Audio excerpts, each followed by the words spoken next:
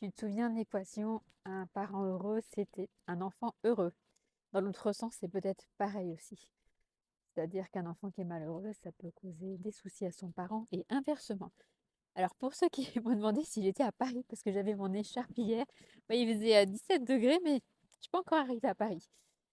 Alors je reviens sur cette journée puisque le 10 octobre, c'est la journée mondiale de la santé mentale, avec des tristes records, hein. Je vais vous donner quelques chiffres parce que c'est important qu'on soit au courant et pas devant le fait accompli comme malheureusement c'est souvent le cas.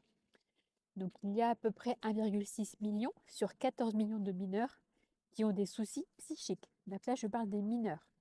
Au niveau des taux de suicide, au moins un lycéen sur 10 y a déjà pensé ou est déjà passé à l'acte, ce qui est énorme. Alors je vous précise que depuis évidemment la période où on a été un peu enfermé, ça ne fait qu'augmenter.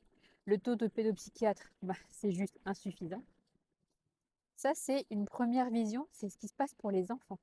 Quel est le climat familial qui fait que l'enfant peut être entouré et que le parent peut se rendre compte de ce qui se passe? Eh bien, ça demande tout simplement d'avoir un parent qui, lui, se sent bien pour pouvoir capter les anomalies chez son enfant. Un parent qui est bien, c'est un parent qui ne fait pas de burn-out. Parce que si on est en burn-out parental, on ne peut pas s'occuper de son enfant. Donc j'insiste vraiment. Alors, vous savez, pour certains, que je suis infirmière à la base et ensuite professeure. Donc c'est un public que j'ai quand même pas mal côtoyé. J'ai fait moi-même un burn-out parental. Alors je l'ai su quand j'étais dedans, parce que le burn-out parental, je ne savais même pas que ça existait. Donc la prévention, elle est primordiale. C'est pas un TikTok très rigolo, en effet. Mais si on ne fait pas passer le message, c'est pas comme ça que les choses elles vont évoluer. Donc prenez soin de vous, mais vraiment de votre santé dans tous les sens du terme. Quand on vous recommande, même si c'est bateau, de nourrir correctement, s'hydrater, faire du sport, le corps est fait pour bouger.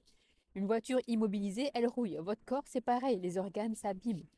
Et votre santé mentale dépend effectivement de comment vous êtes avec votre taux de stress, comment vous êtes dans vos relations, comment est-ce que vous gérez votre quotidien. Ce sont plein de petites choses simples à mettre en place, mais à partir du moment où on ne les connaît pas, on ne peut pas les mettre en place. Ça paraît tellement évident dit comme ça.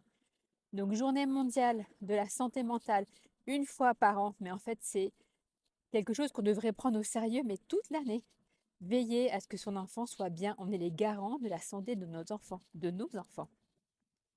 Donc, j'ai travaillé en néonatologie, donc de tout petit, voilà, jusqu'à mes enfants qui sont adultes maintenant.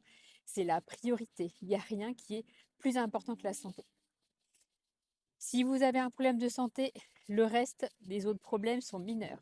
Si vous avez 1000 problèmes, tant mieux. Ça veut dire que votre santé est suffisamment correcte pour pouvoir gérer ces problèmes. Je vais vous mettre les captures d'écran, en fait, des chiffres, histoire que vous ayez un peu plus d'informations. N'hésitez pas à venir en message privé si vous voulez qu'on voit ensemble qu'est-ce que vous pouvez faire de simple déjà pour observer les signes, une liste des symptômes aussi, tout simplement. Je ne viens pas en tant que thérapeute infirmière. Je viens juste là vous parler qu'au niveau émotionnel, c'est quelque chose qu'il faut prendre en considération, votre santé d'abord, et après vous occuper de vos enfants. Allez, des bisous, la suite demain.